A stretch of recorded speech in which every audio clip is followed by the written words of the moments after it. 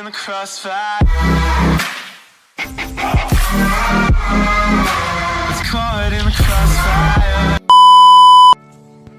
Halo, Assalamualaikum warahmatullahi wabarakatuh. Kembali lagi di channel Kartiki. Ya, kali ini video kita akan membuat video tentang education yang mana berjudul Islamisasi Nusantara. Oh iya, lupa perkenalan awal dulu ya. Saya Kartika Nugrahati. Saya Dini Nurjana. Kami dari Fakultas Pendidikan dan Keguruan Prodi Ilmu Pengetahuan Sosial Universitas Balai Bandung. Ya, langsung saja kita ke materi yang pertama akan disampaikan oleh Dini Nurjana. Kepadanya saya persilahkan. Baik, saya akan menjelaskan tentang proses masuknya Islam ke Nusantara. Proses masuknya Islam ke Nusantara dimulai dari abad ke-7 sampai abad ke-13 Masehi.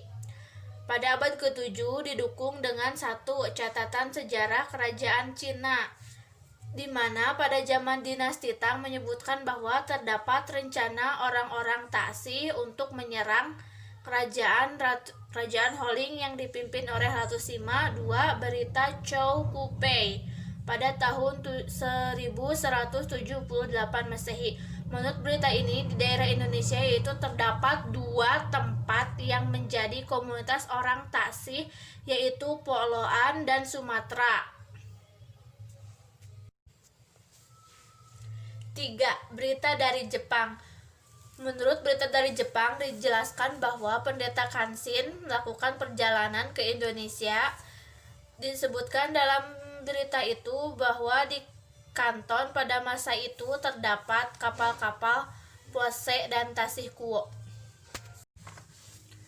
Proses masuknya agama Islam yang ketiga yaitu pada abad ke-13 Masehi dengan bukti satu catatan perjalanan Marco Polo pada tahun 1292 Masehi.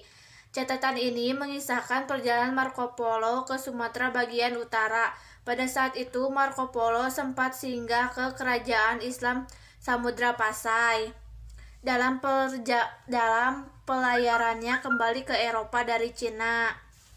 Yang kedua yaitu nisan Sultan Malik As-Saleh ditemukan di Sumatera Utara yang berangka tahun Ramadan 676 Hijriah atau 1297 Masehi. Oke, terima kasih kepada rekan saya Dini Nurjana telah menyampaikan materinya. Proses masuk Islam ke Indonesia itu pada abad ke-7 sampai ke-13. Nah, di proses Islamisasi Nusantara tersebut terdapat 3 teori. Yang pertama, teori Gujarat. Kedua, teori Persia. Yang ketiga, teori Mekah. Teori Gujarat ini merupakan teori yang tertua yang menjelaskan tentang proses masuknya Islam di Nusantara. Dinamakan teori Gujarat ini karena bertolak pandangan bahwa masuknya Islam ke Nusantara itu dari Gujarat pada abad ke-13 Masehi dengan pelakunya itu Snowhorn. Teori kedua yaitu teori Persia dengan pencetus Husain Jajadiningrat mengatakan bahwa Islam masuk ke Nusantara yaitu dari Persia singgah ke Gujarat pada abad ke-13 Masehi. Di dalam teori Persia ini menitik beratkan karena kalangan kebudayaannya itu di masyarakat Islam Indonesia itu memiliki persamaan dengan Persia, yaitu dengan alasan satu, memperingati 10 Muharram dan Asyura sebagai peringatan syahidnya Husain di Minangkabau.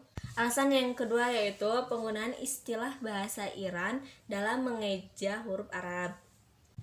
Yang ketiga yaitu teori Mekah.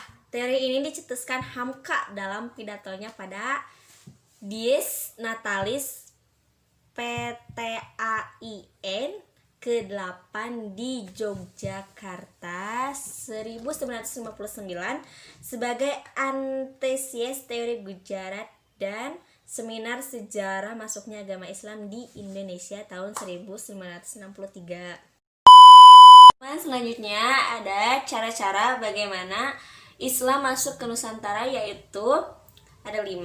1. Jalur perdagangan. 2. Pendidikan. 3. Perkawinan. 4. Tasawuf. Dan 5. Kesenian. Ada beberapa faktor yang menyebabkan mengapa agama Islam berkembang sangat cepat di Indonesia. Yang pertama yaitu syarat masuk Islam sangat mudah, yaitu hanya dengan mengucapkan 2 kalimat syahadat. Yang kedua, di dalam Islam tidak mengenal sistem kasta. Yang ketiga, penyebaran agama Islam dilakukan dengan relatif damai atau tidak menggunakan kekerasan. Yang keempat, upacara-upacara keagamaan dalam agama Islam relatif sederhana. Dan yang kelima yaitu sifat ramah tamah bangsa Indonesia yang memberikan peluang yang baik untuk bergaul dengan bangsa asing lainnya.